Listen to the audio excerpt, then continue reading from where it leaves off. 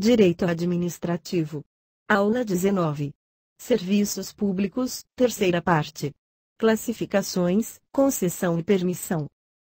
Entende-se por serviço público propriamente dito, aqueles que a administração presta diretamente à comunidade, por reconhecer sua essencialidade e necessidade, para a sobrevivência do grupo social, e do próprio Estado. Por isso mesmo, tais serviços são considerados privativos do poder público, no sentido de que só a administração deve prestá-los, sem delegação a terceiros, mesmo porque geralmente exigem atos de império, e medidas compulsórias em relação aos administrados. Exemplos desses serviços são os de defesa nacional, os de polícia, os de preservação da saúde pública. Entende-se por serviço de utilidade pública, aqueles que se instituem em função de sua conveniência para os membros da coletividade. A administração pode prestá-los indiretamente, em condições regulamentadas e sob o seu controle, mas por conta e risco dos prestadores, mediante remuneração dos usuários. Exemplos: transporte coletivo, serviços funerários, telefone, gás. Nessa tabela, podemos ver as principais diferenças entre essas duas espécies de serviços públicos. Serviços próprios de Estado são aqueles que se relacionam intimamente com as atribuições do poder público. Segurança, polícia, fiscalização, higiene, saúde pública, etc. Para a sua execução, a administração usa da sua supremacia sobre os administrados. Por esta razão, só devem ser prestados por órgãos ou entidades públicas, sem delegação a particulares. Tais serviços, por sua essencialidade, geralmente são gratuitos ou de baixa remuneração, para que fiquem ao alcance de todos os membros da coletividade. Serviços impróprios de Estado são os que não afetam substancialmente as necessidades da comunidade, mas satisfazem interesses comuns de seus membros, e por isso, a administração os presta remuneradamente, por seus órgãos ou entidades descentralizadas, ou delega sua prestação. Serviços compulsórios são os prestados à população sem o seu consentimento, e às vezes até mesmo contra sua vontade. Exemplos: serviços vinculados ao exercício do poder de polícia, saneamento básico, iluminação pública, serviços funerários. Facultativos, são colocados à disposição da população, que os pode utilizar ou não, conforme sua vontade. Exemplos: transporte coletivo, iluminação privada, telefonia. Serviços coletivos e singulares. Serviços coletivos são aqueles prestados a agrupamentos indeterminados de indivíduos, de acordo com as opções e prioridades da administração, e em conformidade com os recursos de que disponha. Por causa disso, os indivíduos não têm direito à sua obtenção. Não podem exigir tais serviços mediante ação judicial, muito embora possam exercer pressão política para que a administração os realize. São exemplos, os serviços de pavimentação de ruas, de iluminação pública, de implantação do serviço de abastecimento de água, de prevenção de doenças. Serviços singulares, são orientados a destinatários individualizados. A utilização por cada um dos indivíduos pode ser medida por critérios objetivos. Exemplos desses serviços são os de energia domiciliar, telefonia, gás canalizado. Os serviços singulares criam direito quando o indivíduo se mostra em condições técnicas de recebê-los. Se o serviço for prestado a outros que estejam na mesma situação jurídica, pode o interessado pleitear que a prestação também o alcance. Serviços sociais e serviços econômicos. Serviços sociais são os que o Estado executa para atender às necessidades sociais básicas, como assistência à criança e ao adolescente, assistência médica e hospitalar, assistência educacional, apoio a regiões menos favorecidas, etc. Normalmente, são serviços deficitários, pois não geram recursos para se autossustentar. Daí porque o Estado, para prestá-los, utiliza recursos do orçamento, advindos do pagamento dos tributos. Serviços econômicos são os que podem gerar lucro. Representam atividades de caráter mais comercial, industrial ou de serviço, executadas pelo Estado em algumas situações específicas. Exemplos: exploração de minérios, atividade bancária, prestação de energia elétrica. Serviços administrativos e serviços de utilidade pública. Serviços administrativos são atividades meio praticadas pela administração para compor melhor sua organização ou para a prática posterior de outro serviço público. Exemplos: imprensa oficial, compra de material de escritório. A população goza deste serviço de maneira indireta. Serviços de utilidade pública são atividades fim. Destinam-se diretamente aos indivíduos, ou seja, são proporcionados para sua fruição direta. Entre eles estão a energia domiciliar, o atendimento em postos de saúde.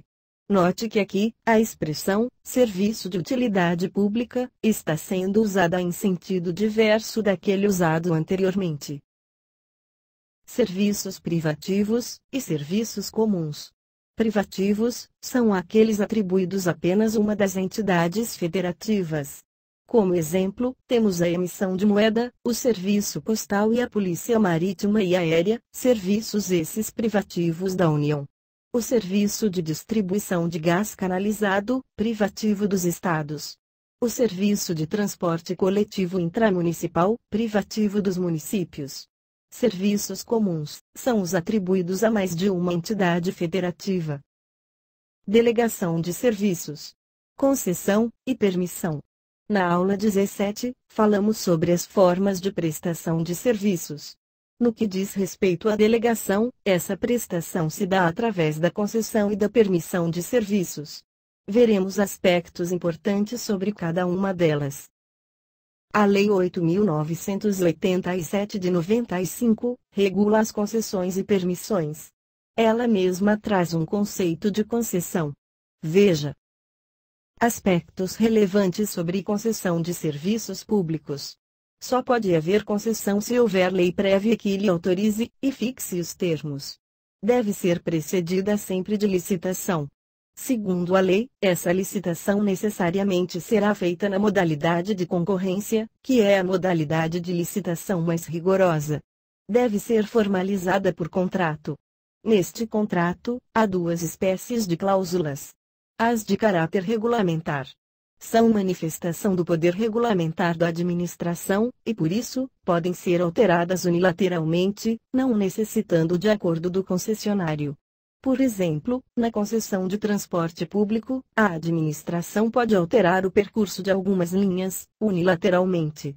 Essas cláusulas regulamentares também são chamadas de cláusulas exorbitantes, porque fogem à regra da teoria geral dos contratos, que é a exigência de acordo de vontades para a alteração de um contrato. As de caráter financeiro são as cláusulas que estabelecem, dentre outras coisas, a estimativa de lucro do concessionário. Essas cláusulas não podem ser alteradas unilateralmente. Exige-se manutenção do equilíbrio econômico-financeiro do contrato, ou seja, que as expectativas de lucro sejam mantidas pelo concessionário. Por isso, ainda no mesmo exemplo do transporte público, se a alteração unilateral do percurso das linhas corresponder a um aumento do custo do concessionário, terá ele direito ao reequilíbrio econômico-financeiro do contrato, alterando-se as tarifas. Em regra, as concessões têm caráter de exclusividade. Mas isso não decorre de exigência legal. Apenas é o que se tem verificado na prática, mas nada impede o contrário. Na licitação, é possível que empresas se consorciem para disputarem em melhores condições. O consórcio de empresas deve estar permitido no edital da licitação. E a administração pode exigir que o consórcio vencedor se constitua em pessoa jurídica, como condição para que haja o contrato. Pessoa física não pode ser concessionário de serviço. Mas empresa unipessoal pode. O concessionário pode ser um particular, ou um ente da administração indireta. Pode haver subconcessão, ou seja, o concessionário pode subconceder para terceiros parte de suas tarefas. Mas isso depende de previsão no edital e no contrato, e também autorização expressa do poder concedente. O contrato deve ter prazo determinado. A lei não fixa limites. Entende-se que deva ser um prazo razoável para que o concessionário consiga um lucro proporcional aos riscos e investimentos que teve. A concessão pode se extinguir pela decorrência do prazo estipulado, por incampação, que é a retomada do serviço pelo poder concedente, durante o prazo de concessão, por motivos de interesse público. Como requisitos para que possa ser realizada, deve haver lei autorizativa prévia e indenização prévia ao concessionário. Por caducidade, que é a extinção do contrato por parte do poder concedente, quando o concessionário descumpre cláusulas contratuais. Por rescisão, extinção do contrato por parte do concessionário, quando o poder concedente descumpre cláusulas contratuais. Só pode ser realizada mediante ação judicial. Até o trânsito em julgado da decisão, o concessionário não poderá interromper o serviço, salvo se o inadimplemento do concedente inviabilizar a manutenção do serviço sob pena de risco de ruína do concessionário. Anulação, quando o contrato sofreu vício de legalidade. Pode ser realizada pela própria administração ou pelo Poder Judiciário. Falência ou extinção da empresa concessionária, ou falecimento ou incapacidade do titular no caso de empresa individual. Extinto o contrato, opera-se a reversão. É a transferência dos bens do concessionário, utilizados diretamente no serviço público, para o poder concedente. Fundamenta-se no princípio da continuidade dos serviços públicos. A reversão pode ser gratuita ou onerosa.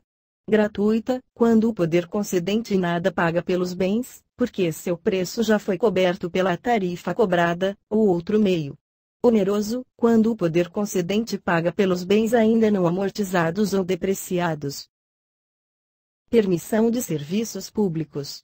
Conceito. A lei também traz um conceito legal de permissão de serviços. E manda aplicar, no que couber, as normas sobre concessões. Diferenças entre a permissão e a concessão. O Supremo já declarou que não há diferença quanto à natureza. Isso porque, em razão do artigo 175 da Constituição, ambos os atos devem ser precedidos de licitação. A grande característica da permissão, antes da Constituição, é que podia ser feita sem licitação, e era precária, ou seja, a administração poderia revogá-la a qualquer tempo, sem direito à indenização por eventuais prejuízos do permissionário. Hoje, temos apenas diferenças secundárias. Enquanto que a concessão só pode ser realizada à pessoa jurídica, a permissão pode ser realizada tanto para a pessoa física ou jurídica. Não há previsão para a participação de consórcio de empresas. A permissão tem natureza precária. No entanto, quando a permissão for sujeita a prazo, admite-se indenização. É a chamada permissão condicionada. Essa doutrina é firme, desde antes do artigo 175 da Constituição. No entanto, toda permissão deve estar sujeita a prazo, porque a Lei 8.666 de 90, exige que todo contrato administrativo, oriundo de uma licitação, tenha prazo determinado. Como a Constituição agora exige licitação, isso quer dizer que toda permissão terá prazo determinado, ficando bastante diminuída essa precariedade. Uma última diferença para com a concessão, é que a licitação pode ser realizada por outras modalidades, e não só a concorrência. Só há um artigo na Lei 8.987 que trata de permissões, o artigo 40. Revisão. Nesta terceira aula sobre serviços públicos, estudamos as espécies de serviços e a delegação de serviços. Quanto às espécies, vimos diversas classificações doutrinárias. Quanto à delegação, vimos que a delegação pode ser legal, ou negocial. Quando negocial, temos a concessão e a permissão de serviços públicos. Em relação à concessão, estudamos o conceito, os aspectos relevantes, e a extinção, na qual estudamos as hipóteses, e a reversão de bens. Em relação à permissão, estudamos o conceito, e as diferenças com relação à concessão. Até a próxima!